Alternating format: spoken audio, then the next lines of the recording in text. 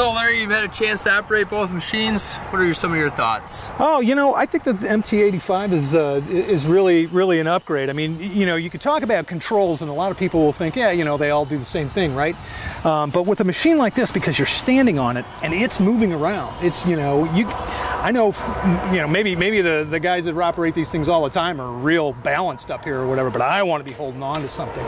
And I found that these grab handles around the joysticks really gave me that anchored spot and let me operate the machine at the same time. Whereas with the old design, especially the ground drive control, because the boom is pretty much the same kind of setup, but that ground drive where you've got to pull back to go back and forward to go forward, I found myself changing my hand from here to here, and I didn't want to pick my hand up off there. I want to stay hanging on to this thing because, you know, it does funny stuff. It moves around in ways that I'm not necessarily expecting. Sure. Yeah. And you were mentioning the control pattern on this as well, on the MT85 and the ISO. Yeah. Taking a little getting used to. Yeah. You know, that reverse thing, that counterintuitive reverse thing is something that would definitely take a little getting used to. But again, I think the trade-off there, you know, the ideal thing would be is if you pull back and pull to the left and the thing goes to the left. That would be ideal, but it doesn't do that. It goes to the right. Yep.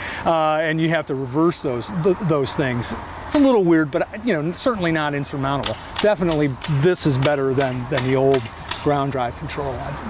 Excellent. Yeah. And Jenny, how about you as a novice operator, having a chance to run both machines with and without the ride-on platform on the MT52? What are your thoughts?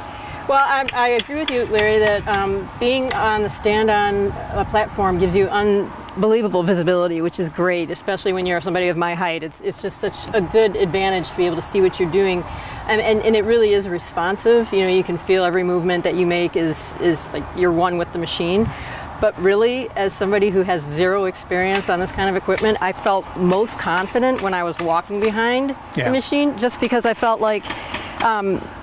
I don't know. I mean, maybe it's the ability to just walk away from it with, you know, no questions asked. But it is really comforting to me from that perspective. However, completely missing the visibility. So I'm sure after a day or so out in the field, it would become much easier to use something like this. But there are benefits all around. And the thing that I found about that, I agreed with you. I was comfortable on the ground, walking behind the machine up here on this, you know, this relatively clear spot.